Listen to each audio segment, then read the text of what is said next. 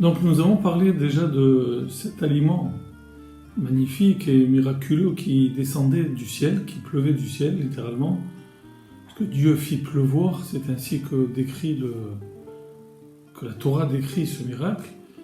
Et donc la manne est tombée pendant 40 ans, chaque jour, des varium biomo, afin, comme nous l'avons déjà dit, de créer, on va dire, une incertitude. C'est-à-dire que les bénis Israël n'étaient pas sûrs que le lendemain, la manne allait tomber.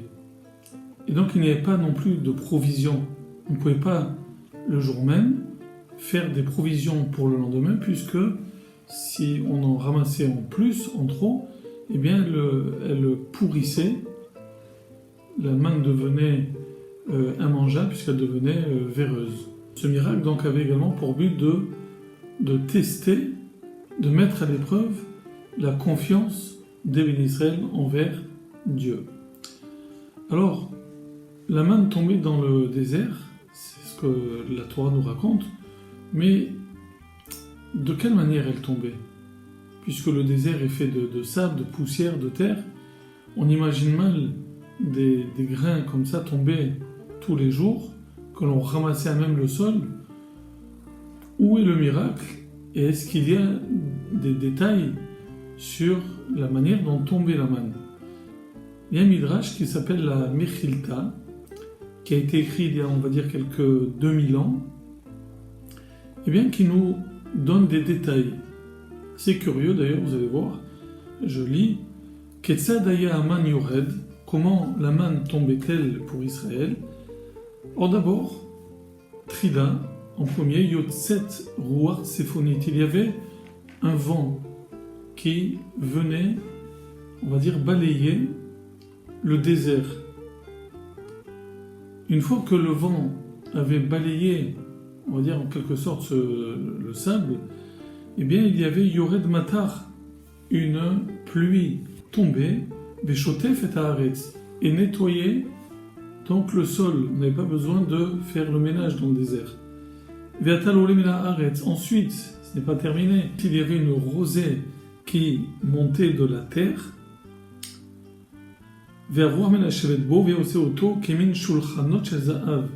donc cette rosée qui montait de la terre faisait office en quelque sorte de table, c'est les termes du Midrash, des tables d'or sur lesquelles venait donc tomber la manne.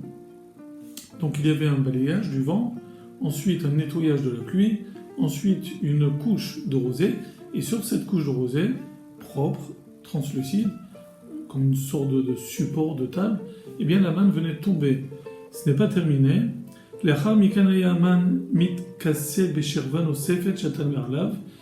y avait, une fois que la manne était tombée, une deuxième couche de rosée venait recouvrir cette manne.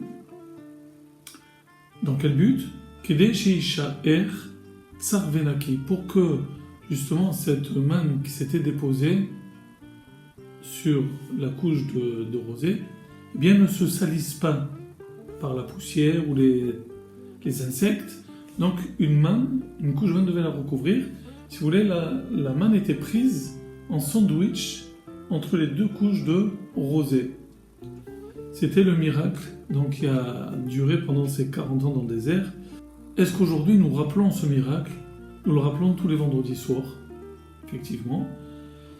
Lorsque nous posons le pain sur une nappe, c'est l'habitude que l'on a, on pose le pain et on recouvre le pain, bon, pour d'autres raisons également, mais on le recouvre. Cela rappelle le miracle de la manne qui était sur la couche de rosée et recouverte par la rosée. Donc de la même manière, nous recouvrons, nous surprotégeons ce pain tout chaud qui est sur la table du Shabbat avec, on va dire, non plus deux couches de rosée, mais deux couches de tissu de nappe, une en dessous, une dessus.